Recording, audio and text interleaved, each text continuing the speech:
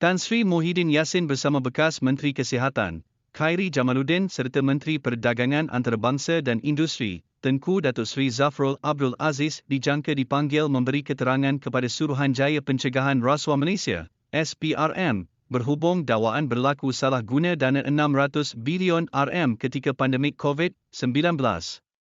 Laporan portal berita The Vibes yang memetik sumber berkata siasatan SPRM itu susulan laporan yang diterima daripada beberapa pihak yang mendakwa berlaku penyelewengan dalam pengurusan dana negara ketika pandemik itu melanda negara mulai 2020. Ketika pentadbiran Muhyiddin sebagai Perdana Menteri, Tengku Zafrul dilantik sebagai Menteri Keuangan, Khairy yang juga Menteri Sains dan Teknologi pada permulaan pentadbiran Muhyiddin, kemudiannya bertukar portfolio itu dengan Dato' Dr. Adham Baba sebagai Menteri Kesihatan.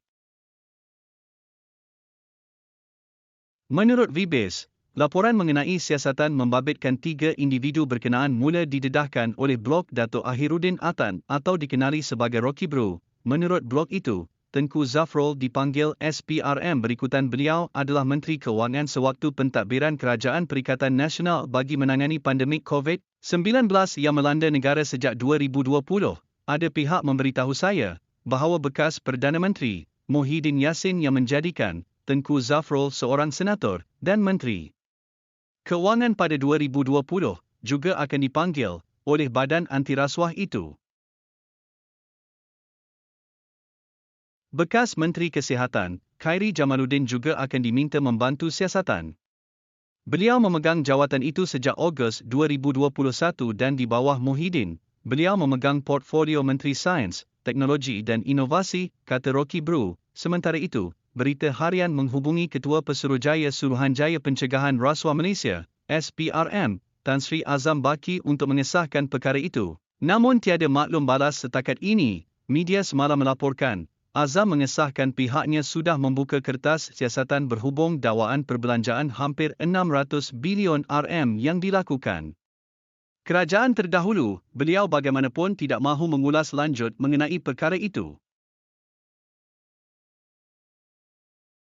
Kemarin, Perdana Menteri, Datuk Seri Anwar Ibrahim berkata pegawai Kementerian Keuangan mengesahkan bahawa ada pelanggaran serius prosedur berhubung dakwaan perbelanjaan hampir 600 bilion RM ketika pentadbiran kerajaan diterajui Muhyiddin. Terdahulu, Muhyiddin dilapor menegaskan tidak takut disiasat berhubung laporan polis dibuat beberapa pihak mendakwa beliau menyeleweng dana 600 bilion RM. Pengerusi PN itu menerusi hantaran di Facebook menjelaskan, tidak mungkin beliau menyeleweng dana itu. Memandangkan ia adalah wang individu dalam kumpulan wang simpanan pekerja, KWSP, serta bank yang bukan di bawah kawalannya.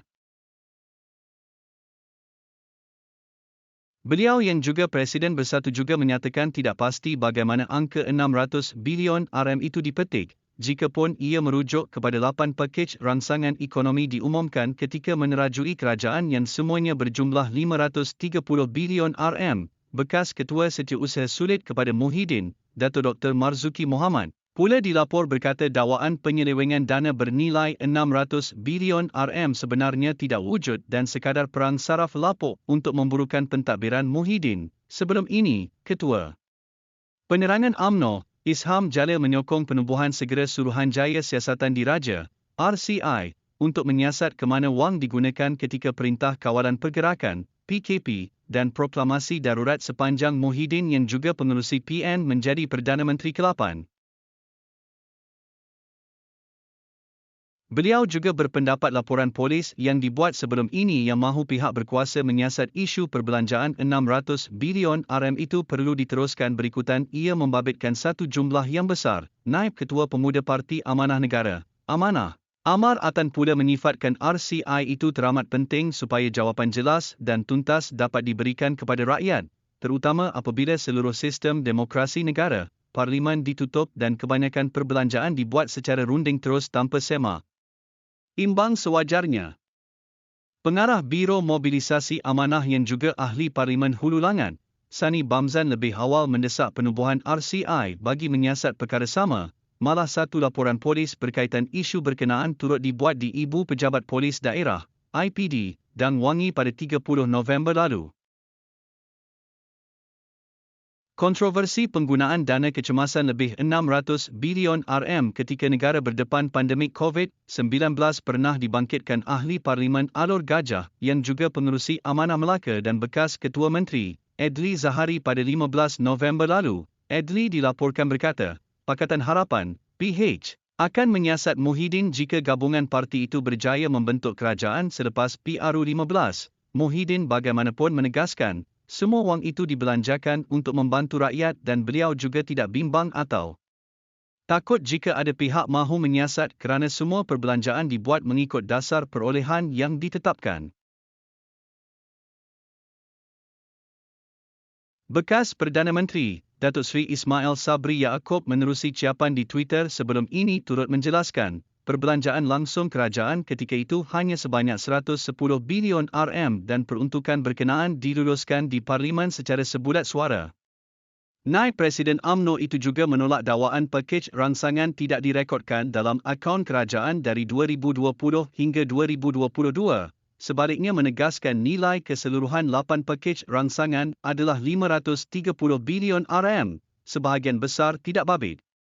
Perbelanjaan kerajaan seperti moratorium pinjaman oleh bank. Sekian sahaja berita panas untuk hari ini. Terima kasih kerana anda setia mendengar berita daripada Berita Panas Channel.